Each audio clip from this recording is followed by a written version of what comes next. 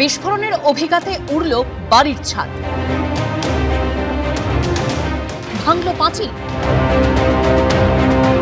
খেলনার মতো ছিটকে গেল বাড়ির দেওয়াল, এমনকি বেরিয়ে গেছে লোহার শিক। কল্যাণীতে বাজি বিস্ফোরণের রেশ এখনো কাটেনি।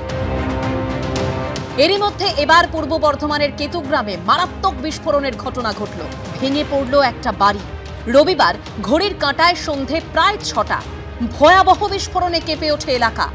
কেতুগ্রামে আর চেচুড়ি গ্রামে ঠিক সন্ধ্যাবেলায় সেই সময় হঠাৎ করে বিস্ফোরণের আওয়াজ, এবং কিভাবে একেবারে যে বাড়ি রয়েছে পরিত্যক্ত বাড়ির একটা অংশ, আর সেখানে একটু কাছে এলে স্পষ্ট বোঝা যাবে যে এখানে যে বারুদ ছিল, এখানে যে বোমা ছিল তা কিন্তু স্পষ্ট বোঝা যাচ্ছে। স্থানীয়রা প্রথমে ভূমিকম্প বলে ভুল করে, তারপর দেখা যায় বিস্ফোরণের অভিঘাতে ভেঙে পড়েছে বাড়ির একটা অংশ।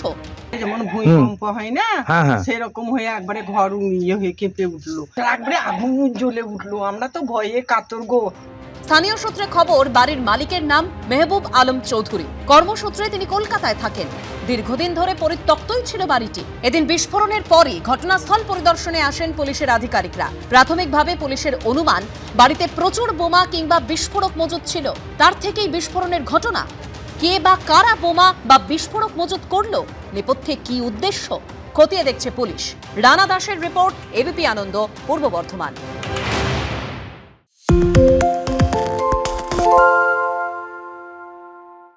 শুনতে পাচ্ছি না, বল না।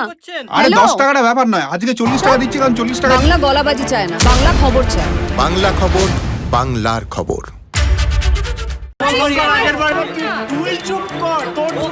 বাংলা ঝামেলা চায় না, বাংলা খবর চায়। বাংলা খবর, বাংলার খবর।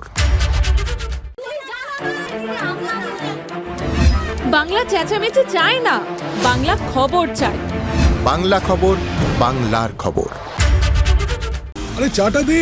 এই আমার একটা চা দেন। কি হলো আমারটা? বাংলা পক্ষপাত চায় না, বাংলা খবর চায়। বাংলা খবর, বাংলার খবর।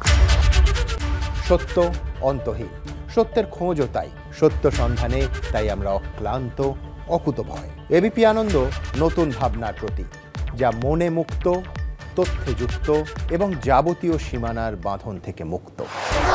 সীমা না শব্দটির মধ্যে লুকিয়ে আছে মানা শব্দটি, যেন চোখ রাঙানি এক অদৃশ্য বেড়াজাল, যা আটকে রাখে আমাদের এক ছোট্ট গণ্ডির মধ্যে। একমাত্র সঠিক খবরই গড়ে তুলবে এক মুক্ত সমাজ। সেই জগৎ গড়ার লক্ষ্যে কোনো সীমানার ঠুকুটি আমরা মানব না। এবিপি আনন্দ এগিয়ে থাকে, এগিয়ে রাখে।